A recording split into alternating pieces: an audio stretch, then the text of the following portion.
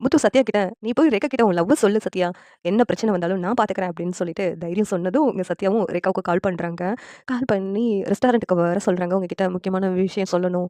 நீங்க கேட்டதுக்கு நான் அங்க வந்து பதில் சொல்றேன்" அப்படின்னு சத்யா சொன்னதும், ரேகாவும் "உங்க பதிலுக்காக நான் வெயிட் பண்ணிக்கிட்டு இருப்பேன். சீக்கிரம் வா சத்யா" அப்படின்னு சொல்றாங்க. இங்க சத்யாவும் கிளம்பி கரெக்ட்டா ரெஸ்டாரண்ட்டுக்கு வந்துர்றாங்க. வந்ததும் ரேகா இருந்துட்டு, "சொல்லு சத்யா, நீ என்ன பதில் சொல்ல போறன்னு எனக்கு ஆர்வமா இருக்கு. சொல்லு சத்யா" அப்படின்னு சொல்லிட்டு ரேகா சொல்றாங்க. உடனே சத்யா கையில இருந்த ரோஸ எடுத்துட்டு, "Rekha, I love you Rekha" அப்படி சொல்லிட்டு சொல்றாங்க.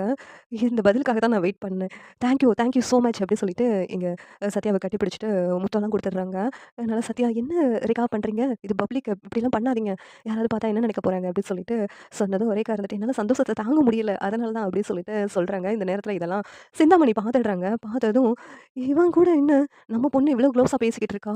அப்படின்னு சொல்லிட்டு எங்க சிந்தாமணிக்கு கோவம் வந்துருது வேகமா, "ரேகா, என்னடி பண்ணிட்டு இருக்க?" அப்படின்னு சொல்லிட்டு போய் சத்தம் போடுறாங்க. உடனேவும், "என்னம்மா சத்யா, இவர தான் நான் லவ் பண்றேன். இவர தான் கல்யாணம் பண்ணிக்க போறேன்" அப்படின்னு சொல்றாங்க. "பாருடி, இவன போய் நீ கல்யாணம் பண்ணிக்க போறியா? என்னடி சொல்ற? ஆஃப்டர் ஆல் ஒரு பூ விக்கிறவளோட பையன். இவன நீ கல்யாணம் பண்ணிக்க போறேன்னு சொல்லிக்கிட்டு இருக்க. இங்க பாரு ரேகா, இதுக்கெல்லாம் என்னால சம்மதிக்க முடியாது" அப்படின்னு சொல்லிட்டு சிந்தாமணி சொல்றாங்க. இங்க சத்யாவுக்கும் அதிர்ச்சியா இருக்குது. சிந்தாமணியோட பொண்ணு தான் ரேகாவா அப்படின்னு சொல்லிட்டு. உடனே ரேகா இருந்துட்டு, "உன்னுடைய சம்மதம்னா நான் எங்கம்மா கேட்டேன்? எனக்கு சத்யாவ பிடிச்சிருக்கு. சத்யா கூட தான் நான் சேர்ந்து வாழ போறேன். எனக்கு எங்க அப்பாவோட சம்மதம் இருந்தா போதும். எங்க அப்பா கண்டிப்பா என்னுடைய லவ்வுக்கு தடை சொல்ல மாட்டாரு. கண்டிப்பா இத ஏத்துக்குவாரு. நான் சத்யாவ தான் கல்யாணம் பண்ண போறேன்" அப்படின்னு சொல்லிட்டு ரேகா சொல்றா.